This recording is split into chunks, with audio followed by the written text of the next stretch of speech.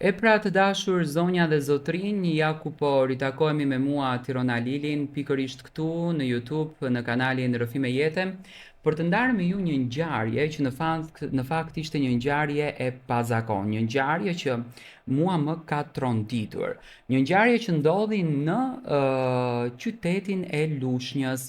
Në qytetin e Lushnjës u bë një vjedhje e paimagjinueshme, do me thënë një vjedhje eshtrash, pas 17 viteve të një zonje e cila ishte varosur, do të thënë pas 17 viteve u hap një tunel dhe u vodhën këto eshtra. Fillimisht një herë, do me thënë dyshuan që mund të ishte një grop që mund ta kishte hapur ndonjë qen për të siguruar një vend për të fjetur, për të qëndruar. Zakonisht kemi parë fenomene të këtilla, por çuditërisht nuk rezultoi që të jetë e ktill, do me thënë realiteti nxori krejtësisht një anë tjetër.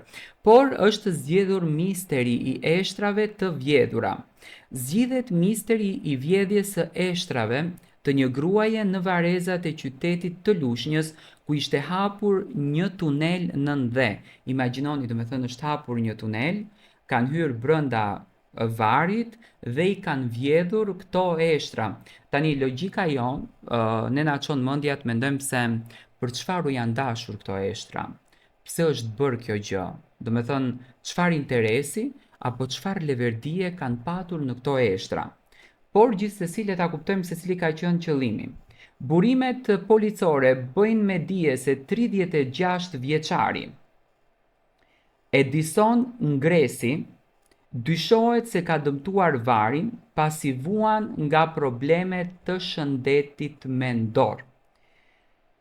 Ngresi është shoqëruar nga policia në ambientet e komisariatit për veprime të mëtutjeshme.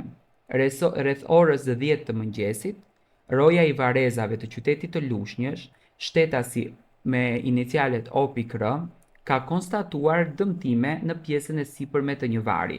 Paraprakisht dyshohet se vari është dëmtuar dhe gërmuar nga shtetasi Edison Ngresi, 36 vjeç, i cili vuan nga problemet shëndetit mendor, njofton policia. Shërbimet e policisë kanë shoqëruar shtetasin Edison Ngresi në ambientet e komisariatit për veprime të mëtutjeshme dhe grupi hetimor vijon punën për dokumentimin e rrethanave të rastit, thuhet në njoftimin e policisë. Tani, çfarë mund t'i duheshin një djalit eshtrat e një gruaje e cila ka vdekur para 17 vjet, para 17 vite, çfarë mund t'i duheshin këtij djali? Okej, është me probleme mendore. Tani le ta analizojmë pak. Më thënë një djalë i ri, 36 vjeç, hap tunel varin e një gruas dhe dëmton atë var duke i marrur ato eshtra. Normalisht është ngritur një pikpyetje e madhe se çfarë i duheshin këto eshtra dhe si ka depërtuar ai djalë që të hyjë aty. Unë mendoj që policia do të nxjerr pak edhe një analizë më të detajuar dhe do ta sqaron pak në mënyrë më të detajuar këtë rast që është i pazakont, është i çuditshëm, është i tmerrshëm, rast që e bën edhe një herë domethënë të ngre pikpyetje se ku po shkon shoqëria jon. Okej, tani kemi dëgjuar për shembull vrasje, kemi dëgjuar tmerre të ndryshme, po të marrësh edhe eshtrat, kjo seriozisht është e tmerrshme edhe ishte e paimagjinueshme. Do të thënë është jo normale. Imagjinoni sa duhet të ketë menduar mendja e tij, sa duhet të ketë logjikuar mendja e tij që të arrihet deri në atë nivelin që të merr eshtrat e një personi që ka vdekur para 17 viteve.